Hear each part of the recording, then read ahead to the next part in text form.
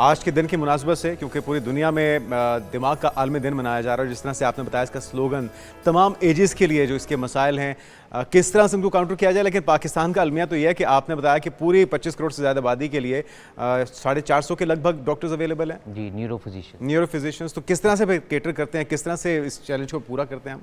Thank you very much. अनगिनत दुरूद पाक हों नबी अकरम सल्लल्लाहु अलैहि वसल्लम की ज़ात बाबरकत पर। बेशक। आपका बहुत शुक्रिया, आपने मुझे इनवाइट किया इस अहम मौजू पे बात करने के लिए।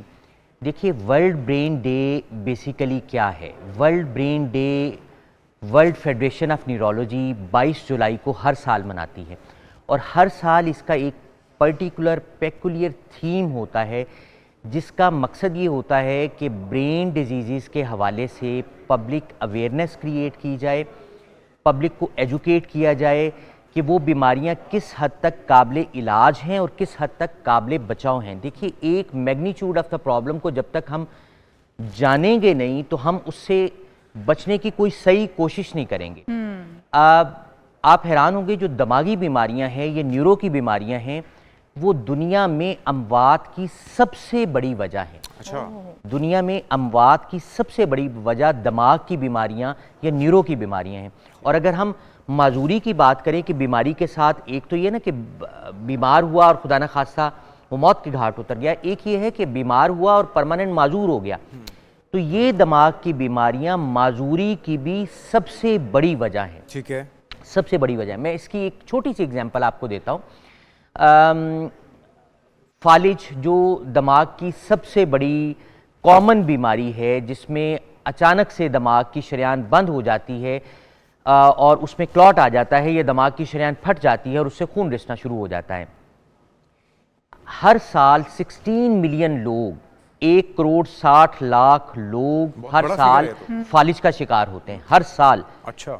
16 मिलियन लोग फालिज का शिकार होते हैं। उनमें से 6 मिलियन लोगों की डेथ हो जाती है हर साल और 6 मिलियन लोग परमानेंट माजूर हो जाते हैं। मैं और स्टैटिस्टिक्स को बढ़ाऊं तो हर 2 सेकंड के बाद एक स्ट्रोक का मरीज रिपोर्ट कर रहा है, फालिज का मरीज रिपोर्ट कर रहा है दुनिया में कहीं ना कहीं, और हर 6 सेकंड के बाद एक फालिज के मरीज की डेथ हो रही है। ये तो अब जो मैंने आपको बात बताई, छोटे फिगर्स आप बता रहे हैं, बड़े बड़े अलार्मिंग फिगर हैं। लेकिन अगर आप जिस तरह से स्लोगन रखा गया है for all ages, brain health for all ages, अब ऑल एजेस में बच्चा भी आ जाता है, न्यू बॉर्न भी आ जाता है, टोल्डर भी आ जाता है, सारी एज के बच्चे आ जाते हैं, 10-12 साल के बच्चे, उससे बड़े बच्चे और फिर यंगस्टर्स और सारे बच्चों में भी क्या दिमागी बीमारियां अब बढ़ रही हैं और उनकी वजूहात क्या हैं? किस एज से हमें अलर्ट हो जाना चाहिए कि दिमागी बीमारी का शिकार हो सकते हैं? क्योंकि जो फिगर्स आप बता रहे हैं, अगर हम उन फिगर्स पे जाएं तो बहुत ज़्यादा तादाद है पाकिस्तान के अंदर ही हमारे दिमागी अमराज के जो पेशेंट्स हैं उनकी।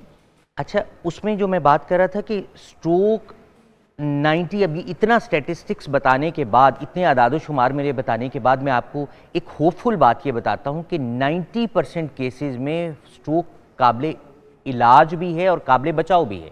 ठीक है, यानी काबिल बचाव है। अगर हम अपनी लाइफस्टाइल मॉडिफिकेशंस कर लें तो हम जो है वो स्ट्रोक से बच सकते हैं।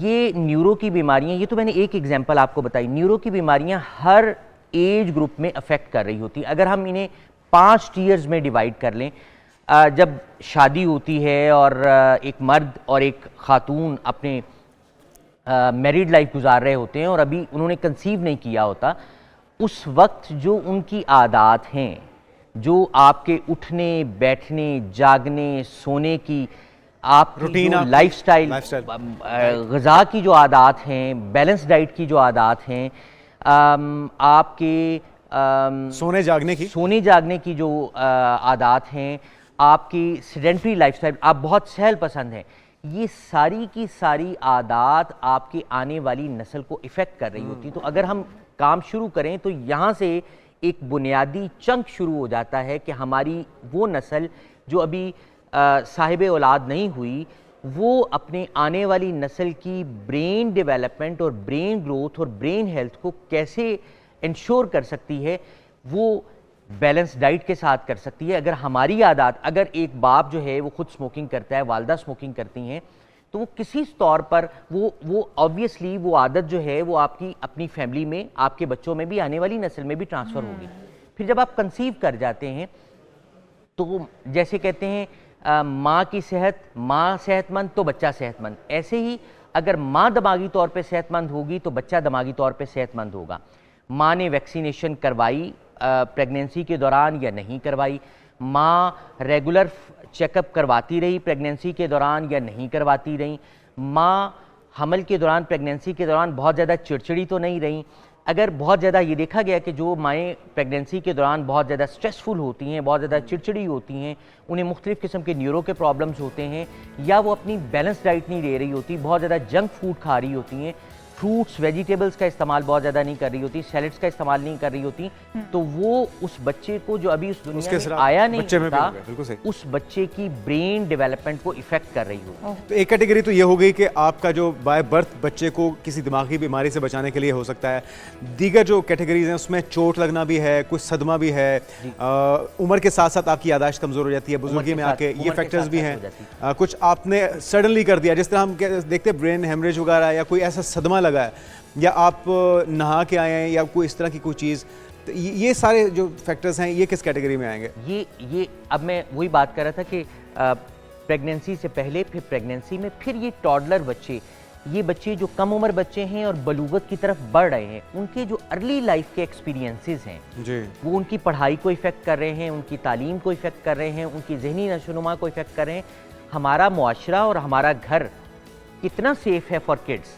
क्या हम खुद अपने बच्चों को बुली कर रहे हैं जिससे उनकी जहनी सेहत मुतासिर हो रही है? क्या हमारे घर में वो माहौल है कि हमारा बच्चा जहनी तौर पर एक सेहतमंद फ़र्द के तौर पर मुआशरे में एंटर हो रहा है या नहीं? क्या हमारा मुआशरा जब हम घर से बाहर निकलते हैं तो बच्चों के लिए सेफ़ है या नहीं है?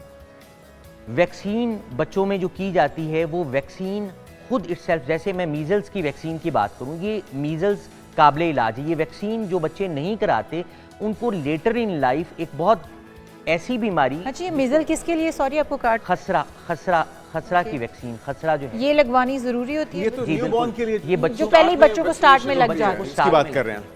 तो ये मीज़ल वैक्सीन अगर आप लगवाते हैं तो आप एक बहुत बड़ी दिमागी बीमारी जिसको सब एक्यूट स्क्लेरोजिंग पैनएन्सेफलाइटिस कहते हैं, ये दिमाग की सोजिश हो जाती है और उसके नतीजे में बच्चा जहनी तौर पर और जिस्मानी तौर पर परमानेंट माजूर हो जाता है।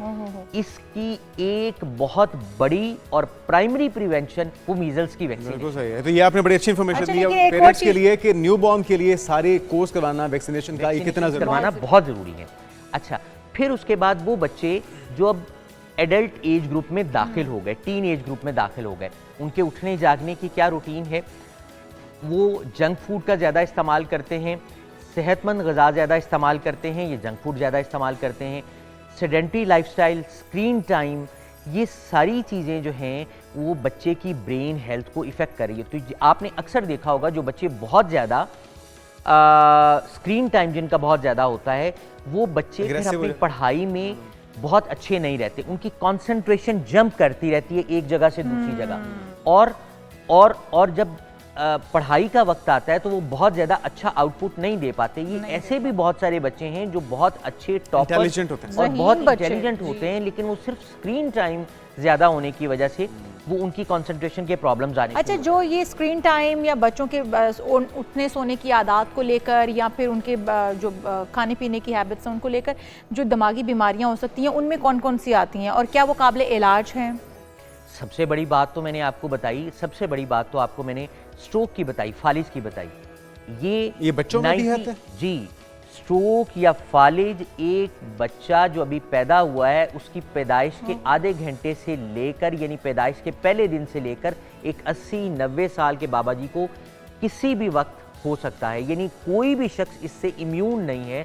छोटा बच्चा, न्यूबॉर्न बच्चा तो टीवी वगैरह या स्क्रीन टाइम या उसका जंक फूड कुछ भी नहीं होगा, उसके पीछे क्या वजह? स्क्रीन टाइम नहीं, स्क्रीन टाइम से आपके कंसंट्रेशन के इश्यूज आते हैं, जो हमारा खून गाढ़ा होता है, बहुत सारी और इसकी वजूहात भी हैं जो मैं आपको बता देता हूँ।